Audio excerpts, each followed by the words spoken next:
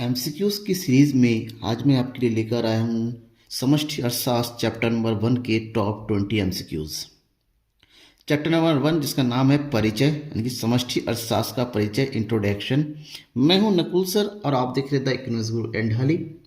पूरी वीडियो को देखिएगा और इस पूरी सीरीज के साथ बने रहेगा ताकि आपके एग्जाम जो आने वाला है आपके 1-2 महीने के बाद उसकी पूरी तैयारी हो सके। ठीक है, ज़्यादा से ज़्यादा शेयर जरूर कीजिएगा अपने दोस्तों के बीच में बिना किसी गॉसिप के। चलिए डायरेक्ट पॉइंट पर आते हैं। एमसीक्यू सीरीज का सबसे पहला टॉप इंपॉर्टेंट क्वेश्चन है इस चैप्टर का कि समष्टि अर्थशास्त्र की निम्नलिखित कौन सी विशेषताएं है।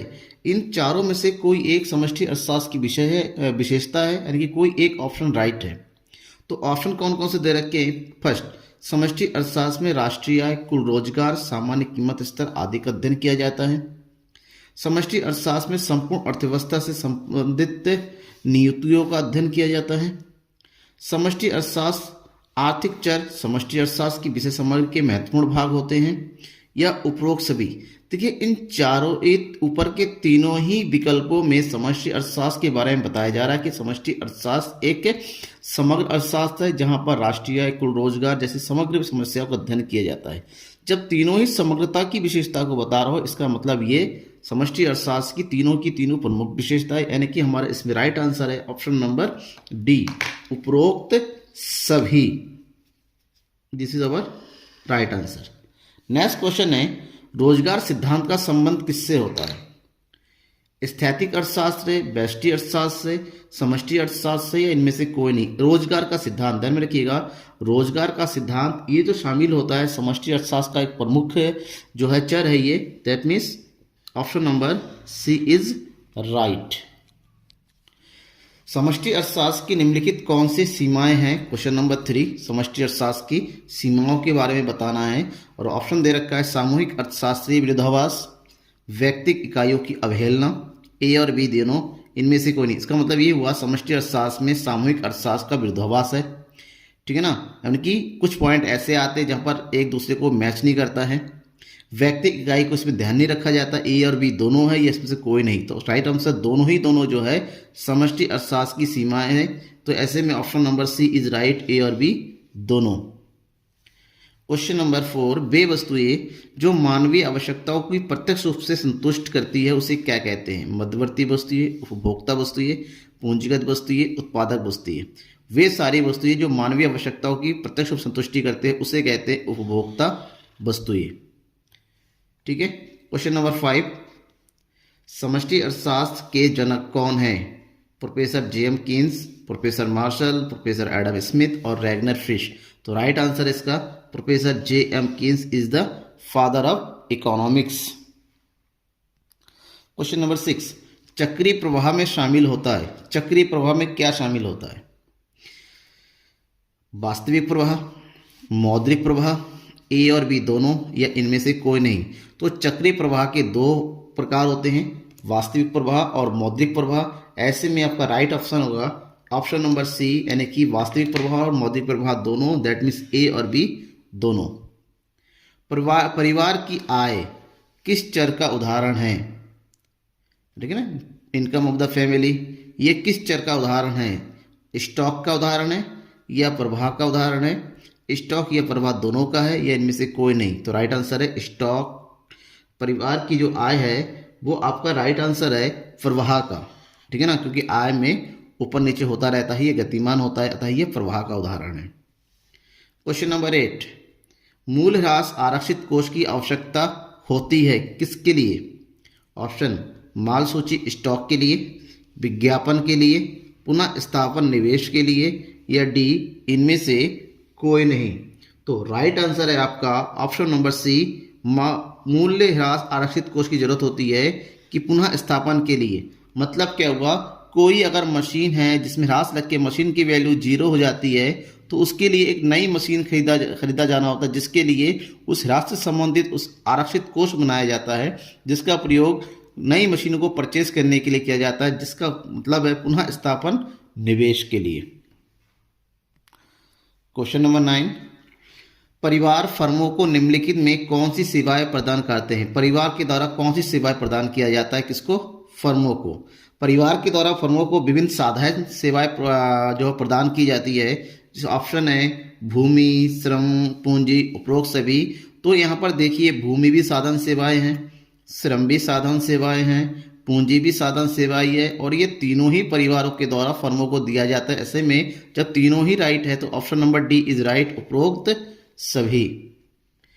क्वेश्चन नंबर 10, निम्नलिखित में से कौन सा स्टॉक का चर है? ये जो उदाहरण दे रखा है इसमें स्टॉक का चर कौन सा है? स्टॉक का उदाहरण क्या है? पूंजी पर ब्याज, मुद्रा का व्यय, दिल्ली तथा मनाली के बीच की दूरी, उपरोक्त सभी। तो इसमें से कौन सा जो है स्टॉक है? पूंजी पर ब्याज है, दिल्ली तथा मनाली के बीच की दूरी को कहेंगे, मुद्रा का व्यय कहेंगे, या उपरोक्त सभी कहेंगे? तो राइट आंसर है मुद्रा का व्यय। मुद्रा का व्यय जो है स्टॉक चर है। नेक्स्ट, परिवारों द्वारा फर्मों के कारक सेवाएं प्रदान किए जाने पर क्या होता है? परिवारों द्वारा फर्मों को कारक सेवाएं प्रदान किए जाना क्या होता है? वास्तविक प्रवाह होता है, मौद्रिक प्रवाह होता है, सेवाओं का प्रवाह होता है, या ए और सी दोनों होता है? ए और सी मतलब वास्तविक प्रवाह, सेवाओं का प्रवाह। ध्यान में रखिएगा, परिवार के द्वारा फर्मों को जो सेवाएं प्रदान किया जाता है वो वास्तविक प्रवाह होता है, और फर्मों के द्वारा जो परिवारों को जो वस्तु और सेवाएं प्रदान की जाती है वो भी वास्तविक प्रवाह का ही जो है कारक है। क्वेश्चन नंबर 12, चार क्षेत्रीय अर्थव्यवस्था के चक्रीय प्रवाह में संतुलन के लिए शर्त कौन सी है? चार क्षेत्रीय अर्थव्यवस्था, तो आपको जो ऑप्शन दे रखा है इसको देख के ही बताना इसमें चार क्षेत्रीय अर्थव्यवस्था का उदाहरण कौन सा होगा। C+I, कंजप्शन और इन्वेस्टमेंट, ये दो क्षेत्रीय का होता है। CIG+XM, सी का मतलब होता है उपभोग, आई का मतलब होता है निवेश या पूंजी निर्माण, जी का मतलब होता है सरकार, और XM का मतलब होता है आयात निर्यात। ऑप्शन नंबर सी, CIG, और यह इनमें से कोई नहीं। चार क्षेत्रीय जिसमें चार क्षेत्र होते हैं, ठीक है ना। तो अर्थव्यवस्था के चार प्रमुख क्षेत्र होते हैं। ऑप्शन नंबर बी, सी का मतलब होता है परिवार क्षेत्र, आई का मतलब होता है उत्पादक क्षेत्र, जी का मतलब होता है सरकारी क्षेत्र, और एक्स का मतलब शेष विश्व। तो option number B is right. Question number 13, एक अर्थव्यवस्था में एक लेखा वर्ष की अवधि के दौरान सभी वस्तुओं तथा सेवाओं का उपभोग क्या कहलाता है? ऑप्शन है समग्र मांग कहलाता है, समग्र पूर्ति, समग्र उपभोग, या इनमें से कोई नहीं। सभी वस्तुओं और सेवाओं का उपभोग, सभी वस्तुएं बात आ गई है तो ऐसे में सभी का मतलब होता है समग्र वस्तुओं सेवा का उपभोग मतलब उपभोग। तो ऑप्शन बन जाता है आपका सी, समग्र उपभोग। क्वेश्चन नंबर 14, शुद्ध पूंजी निर्माण के कारण कौन से हैं? शुद्ध पूंजी निर्माण के कारण क्या होता है? उत्पादन क्षमता में वृद्धि हो जाती है, लाभ में वृद्धि होती है, मूल्यह्रास में वृद्धि होती है, लागत में वृद्धि होती है। क्या होता है शुद्ध पूंजी निर्माण का मतलब होता है निवेश करना, और निवेश करने से उत्पादन क्षमता में वृद्धि होती है, यानी कि option number A is right. Question number 15, प्राथमिक क्षेत्र में शामिल होता है, प्राथमिक यानी कि प्राइमरी सेक्टर में इन चारों ऑप्शन में से कौन सा शामिल होता है? कृषि, खुदरा व्यापार, लघु उद्योग, इनमें से सभी। तो प्राथमिक क्षेत्र का उत्पादन जो डायरेक्टली जो है प्रकृति से जो जुड़ा होता है, तो ऐसे में प्राथमिक क्षेत्र के अंतर्गत हम तीनों को ही लेंगे, कृषि भी, खुदरा व्यापार को भी, लघु उद्योग से भी, यानी कि option number D is right. 16, अंतिम वस्तुओं का प्रयोग किया जाता है। जो अंतिम वस्तु है इनका प्रयोग किनके द्वारा किया जाता है? जो ऑप्शन दे रखा है उसके अकॉर्डिंग बताना है आपको। उपभोक्ता के द्वारा किया जाता है, उत्पादकों द्वारा किया जाता है, सरकार द्वारा किया जाता है, या उपरोक्त सभी के द्वारा किया जाता है। तो अंतिम वस्तु जो उपभोक्ता उपभोग के लिए करता है उसे कहते हैं, उत्पादक अपने लिए करता है, दूसरे पर मशीनें परचेज करता है, उसके लिए अंतिम वस्तु वो हो जाती हैं। सरकार जब विकास के लिए जो यानी कि इन तीनों के लिए जो वस्तु जो है अपने फाइनली यूज करने के लिए होता है उसे अंतिम वस्तु कहते हैं, यानी कि option number D is right, उपभोग उपरोक्त सभी के लिए। क्वेश्चन नंबर 17, निम्न से अप्रत्याशित अप्रचलन का कारण कौन सा है? किस कारण से किसी भी वस्तु का या फिर स्थायी वस्तु का, स्थायी संपत्तियों का जो है अप्रचलन अप्रत्याशित रूप से हो जाता है? मांग में परिवर्तन के कारण, प्राकृतिक आपदाओं के कारण, तकनीक में परिवर्तन के कारण, या इनमें से कोई नहीं। तो अप्रत्याशित क्या होता है? अप्रत्याशित होता है यहाँ पर प्राकृतिक आपदा है, जो अप्रत्याशित होता है जिसके बारे में पता नहीं चलता है। इस कारण से अप्रत्याशित अप्रचलन होता है। क्वेश्चन नंबर 18, निम्न में से कौन सी अर्ध टिकाऊ वस्तु, अर्ध टिकाऊ मतलब जो ना पूरी टिकाऊ होती ना, तो मतलब बीच की वस्तु कौन सी?